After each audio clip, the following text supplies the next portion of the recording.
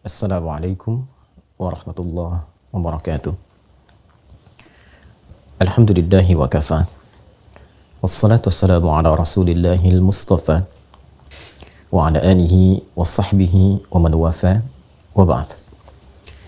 Saudara-saudariku, ada pertanyaan dari sementara jamaah tentang bagaimana memaknai Al-Quran surah ke-24 An-Nur ayat ke-26, khususnya bila dikaitkan dengan persoalan jodoh, baik bertemu dengan yang baik, yang tidak baik bertemu dengan yang tidak baik lagi. Bagaimana bila dalam satu kondisi yang baik ternyata bertemu dengan yang tidak baik? Apakah relevan dengan pemaknaan ayat yang dimaksudkan? Pertama, kita mencoba untuk membaca terlebih dahulu ayat yang dimaksudkan, kemudian menerapkan kaidah tafsir dalam memaknai satu ayat Al-Quran, yaitu bagaimana korelasinya dengan ayat-ayat sebelumnya serta ayat-ayat setelahnya. Allah Subhanahu wa Ta'ala berfirman dalam Al-Quran surah ke-24 An-Nur ayat ke-26, A'udzu billahi minasyaitonir rajim. Al-khabithatu lil-khabithin wal-khabithuna lil-khabithat wat-tayyibat lit-tayyibin wat-tayyibuna lit-tayyibat ulaika mubarra'una mimma yaqulun lahum maghfiratun wa rizqun karim.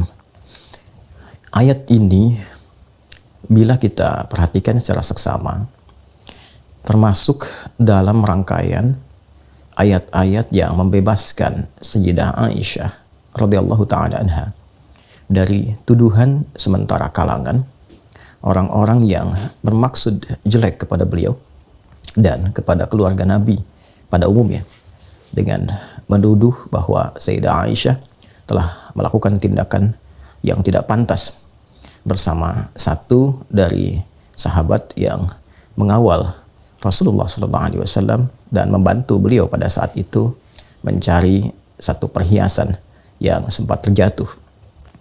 Ketika tuduhan ini banyak digosipkan sehingga menjadi hoax yang menyebar di kalangan kaum muslimin pada masa itu, maka Allah Subhanahu wa Ta'ala menurunkan rangkaian pembuka di surah ke-24 surah An-Nur untuk membebaskan Sayyidah Aisyah dari tuduhan-tuduhan dan hoax yang ditujukan kepada beliau. Bahkan di ayat yang ke-11 itu sangat tegas sekali Allah memberikan ancaman bahwa orang-orang yang memproduksi hoax itu akan mendapatkan balasan yang setimpal sesuai dengan kadar hoax yang dibuatnya. Bahkan orang-orang yang menginisiasi, aktor intelektualnya, diancam oleh Al-Quran untuk mendapatkan siksaan yang lebih besar di antara orang-orang yang terlibat dalam perbuatan makar dan hoax yang dimaksudkan. Di ayat ke-26, Allah memberikan sindiran tentang bagaimana perilaku manusia yang sesungguhnya akan bersumber dari keadaan hati dan kepribadiannya. Hati yang baik akan melahirkan tindakan-tindakan yang baik. Baik ke mata, melahirkan pandangan yang baik. Bila mengalir ke lisan, mengeluarkan kata-kata yang baik. Demikian bila kondisi hati itu tidak baik, maka akan melahirkan perilaku dan tindakan yang tidak mulia. Kata-kata yang kotor, yang buruk, itu dikenal juga dengan sebutan khabith. Khabith ini seringkali ditelusuri bersumber dari keburukan hati yang mengikuti was-was syaitan. Dalam diri kita itu, di kedalaman hati, ada jiwa takwa, ada juga fujur. Wa nafsin wa ma sawwaha fa'alhamaha fujuraha wa taqwaha. Demikian Quran surah ke-91, surah Asy-Syams ayat ke-7 sampai 8 itu. Dan demi jiwa yang sempurna penciptaannya, maka diilhamkan di dalamnya ada jiwa takwa dan fujur. Takwa adalah sumber kebaikan. Fujur mulanya adalah katalis bagi takwa agar yang baik-baik itu cepat keluar. Namun setan melakukan provokasi kepada jiwa fujur supaya dia berdiri sendiri, dan alih-alih menjadi katalis kepada jiwa takwa untuk tampil baik, maka dia diprovokasi oleh setan seperti disampaikan di Quran surah keempat An-Nisa ayat 118. La'anahullah la'attakhidanna min ibadika nasiban mafruḍa. Setan dilaknat oleh Allah dan dia mengajukan permohonan kepada Allah untuk menjadikan satu bagian dari jiwa manusia demi melancarkan was-was dan bisikan-bisikan kotornya. Itulah jiwa fujur yang dia manfaatkan. Ketika dimanfaatkan oleh setan, diprovokasi, dan bila berdiri sendiri, maka ini yang akan memerintahkan kepada segala hal yang melahirkan keburukan, disebut dengan as-su itu. Quran surah ke-12 Yusuf ayat ke-53. Wa ma ubardi'u nafsi innan nafsa la'ammaratum bisu illa ma rahima rabbi. Di antara hal buruk yang setan bisikan adalah hal-hal yang melahirkan pertentangan, hal-hal yang melahirkan perselisihan, hal-hal yang menjadikan indah itu kemudian tertutupi, hal-hal yang menjadikan baik itu sirna. Segala hal yang kotor, yang tidak baik, yang buruk di dalam bahasa Arab seringkali disebut dengan khabith. Jamaknya khabithat. Karena itu tempat berkumpulnya setan di toilet misalnya itu disebut dengan khubuth dan khaba'ith. Kita masuk toilet, kita berlindung kepada Allah dari bisikan-bisikan setan yang kotor di tempat yang kotor. Allahumma inni a'udzubika minal khubuthi wal khaba'ith. Maka Allah memberikan satu gambaran metafor. Al-khabithatu lil khabithin. Kata-kata yang kotor, kalimat-kalimat yang tak pantas, itu hanya akan keluar dari lisan orang-orang yang kotor juga, yang tidak baik juga, yang bersumber dari bisikan-bisikan setan, yang menyatu di tempat-tempat yang kotor. Wal khabithuna lil khabithat. Dan demikian karakteristik orang-orang yang kotor memang senantiasa melahirkan kata-kata yang tidak pantas juga, kata-kata yang kotor juga. Jadi kotor hanya akan mengeluarkan yang kotor lagi. Kalimat-kalimat yang tidak pantas hanya akan keluar dari orang-orang yang memang kotor keadaan hatinya. At-tayyibatu lit-tayyibin. Sementara kalimat-kalimat yang baik, yang mulia, yang sopan, yang beradab, karakteristiknya akan keluar dari manusia-manusia yang memiliki karakter moral yang baik. Manusia-manusia yang memiliki kebeningan hati, kesucian jiwa. Wat-tayyibuna lit-tayyibat. Karena itulah orang-orang mulia ini karakteristiknya senantiasa mengeluarkan kata-kata yang indah, yang menyenangkan, yang bernilai kemuliaan. Ulaika mubarrauna mimma yaqulun. Maka orang-orang yang tertuduh itu, korban hoax itu, mereka dibersihkan, mereka dibebaskan dari tuduhan-tuduhan yang disematkan kepada mereka yang dimaksudkan. Ayat ini sekaligus juga menegaskan pembebasan Allah dan pengakuan Allah Subhanahu wa taala akan kebersihan, kesucian, kemurnian Sayyidah Aisyah dan juga keluarga besar Rasulullah SAW secara umum ya, dari tuduhan-tuduhan, dari produksi hoax yang disematkan kepada mereka seluruhnya, Rasulullah SAW dan keluarga beliau radhiyallahu taala anhum jami'an.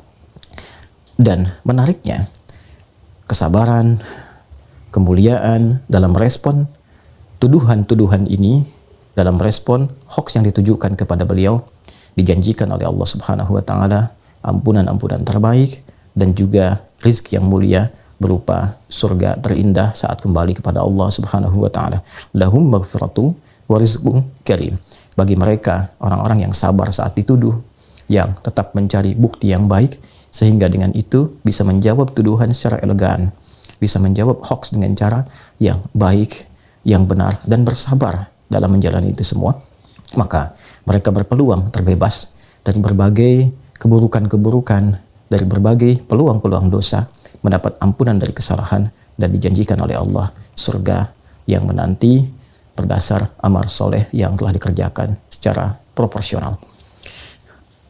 Agaknya ayat ini tidak langsung terkorelasi dengan pemahaman jodoh bertemu jodoh, baik bertemu baik atau jelek bertemu jelek, tapi lebih menekankan tentang pembebasan Sayyidah Aisyah dan keluarga dari tuduhan-tuduhan hoax yang disematkan kepada beliau dan keluarga besar. Untuk itu memang ada sebagian yang memaknai dari kalangan ahli tafsir Yang menarik ayat ini ke dalam keumuman makna tentang keberpasangan dalam berumah tangga. Baik bertemu dengan baik, jodoh yang jelek pun, perilaku yang tidak baik akan berjumpa dengan yang tidak baik lagi. Sekilas, memang terlihat ada kebenaran dari segi penafsiran yang dimaksudkan. Orang-orang yang berkumpul di tempat-tempat yang baik cenderung mencari jodoh yang baik pula. Orang-orang yang berkumpul di tempat yang kurang baik boleh jadi juga cenderung memilih pasangan yang sekufu, sekeadaan, setempat dia bergaul. Karena itu dalam Islam, latar belakang keadaan bergaul juga menjadi penentu bagaimana seseorang bisa memadu kasih dalam kehidupan berumah tangga. Namun ini menjadi problem ketika ada orang-orang yang menduga pasangannya baik, ternyata setelah menikah tidak seperti yang digambarkan, tidak seideal yang diharapkan. Dirinya sudah baik, namun pasangan belum terlihat baik seutuhnya. Bila kemudian dikaitkan dengan ayat yang dimaksudkan, di sini kemudian problem penafsiran itu menjadi penting untuk diurai, menjadi penting untuk diberikan solusinya. Karena itu para ulama lebih menarik ayat ini sesuai dengan konteks yang dimaksudkan tadi, yaitu membebaskan Sayyidah Aisyah dan keluarga dari tuduhan, dibandingkan dengan membawa ke aspek rumah tanggaan. Ada ayat-ayat yang lain yang menjawab persoalan-persoalan dimaksud. Ayat-ayat bahkan memberikan contoh dan inspirasi kepada kita. Boleh jadi orang-orang yang mengharapkan pasangan ideal setelah menikah mendapati pasangannya jauh dari harapan. Maka cara memaknainya berdasarkan ayat-ayat lain di luar ayat 26 surah An-Nur ini, seperti ayat yang menunjukkan kesabaran Sayyidah Asiyah saat berumah tangga dengan Firaun, ataupun bahkan di level Nabi Nuh alaihissalam, Nabi Lut alaihissalam, bagaimana menghadapi kondisi istri-istri mereka yang bahkan jauh dari harapan. Maka Islam mengajarkan bersabar, berprasangka baik kepada Allah Subhanahu wa taala. Boleh jadi yang kurang baik itu dititipkan kepada Anda supaya Anda bisa membimbingnya menjadi lebih baik, mendakwahinya. Dan boleh jadi disitulah ruang kesabaran yang mendekatkan diri keluarga kepada Allah Subhanahu wa taala. Bukankah Allah berfirman, "Innallaha ma'as-sabirin"? Anda ingin dekat dengan Allah dan Allah berikan pintunya. Orang mencari keluar, Anda mendapatkannya di dalam rumah. Bukankah sabar mengantarkan kepada surga lebih cepat dari amalan-amalan yang lainnya, sehingga malaikat mengucapkan selamat kepada penduduk surga dengan kalimat sabar, "Salamun alaikum bima sabartum." Selamat atas kesabaran yang telah Anda pupuk selama berkehidupan. Karena itu penting untuk dicatat bahwa tidak selamanya kita harus menerapkan fikih-fikih secara praktikal, namun juga ada ragam fikih yang bisa kita bawa dalam menerapkan hukum-hukum berkehidupan. Fikih dakwah kadang-kadang bisa diterapkan lebih awal dibandingkan dengan fikih-fikih terkait dengan hukum. Bila ada tetangga yang muslim namun belum mampu sholat berjamaah, belum mampu ke masjid, dan dia hidup bersama Anda, boleh jadi dia dititipkan jadi tetangga Anda agar Anda mampu mendoakannya, membimbingnya. Dan dengan itu ketika Anda ditanya di hari kiamat, apa yang telah engkau lakukan ketika aku titipkan? Kata Allah, boleh jadi demikian. Tetangga yang belum mampu ke masjid, ternyata Anda mampu menjawab itu dengan baik, dengan tenang, karena selama berkehidupan Anda mencoba mengajak dia untuk mendekat kepada Allah. Anda mendoakannya. Ini lebih dalam lagi, dia bukan sekedar tetangga, tapi pasangan Anda. Mudah bagi Allah menitipkan kepada pria lain ataupun perempuan yang lain, tapi dititipkan kepada Anda karena boleh jadi ada kebaikan-kebaikan pada diri Anda yang hanya itu yang dipandang oleh Allah mampu merubah pasangan menjadi lebih baik. Kita tidak tahu di titik mana Allah menghendaki, namun tugas kita hanya berikhtiar, tidak menentukan hasil. Semoga Allah Subhanahu wa taala merahmati kita, menyayangi kita, menjaga keutuhan dalam rumah tangga, dan membebaskan dari berbagai tuduhan-tuduhan, perilaku-perilaku buruk yang berpotensi mendatangkan murka dan azab Allah Subhanahu wa taala. Ingat, bila dalam Al-Qur'an tidak disebutkan kapan kejadian dari satu peristiwa, siapa orang-orangnya, maka peristiwa itu berpotensi akan terjadi kembali di masa-masa yang akan datang dengan tokoh yang berbeda, ruang yang tidak sama, waktu yang tidak serupa, tapi substansi yang sama. Jika hoax pernah terjadi di masa Rasulullah SAW, maka hoax pun berpotensi terjadi di masa kini. Hoax pun berpotensi terjadi di masa-masa yang berbeda. Maka menghindarlah dari itu supaya tidak termasuk pada golongan yang diancam oleh ayat-ayat Al-Quran. Apalagi bila hoax yang dimaksudkan ditujukan pada keluarga besar Rasulullah Sallallahu Alaihi Wasallam. Waliyadzu billah, hindarkan sejauh-jauhnya, jauhkan sejauh mata tak mampu memandang lagi. Subhanakallahumma wa bihamdika asyhadu an la ilaha illa anta nastaghfiruka wa natubu ilaik wa akhiru da'wana alhamdulillahi rabbil alamin. Assalamualaikum warahmatullahi wabarakatuh.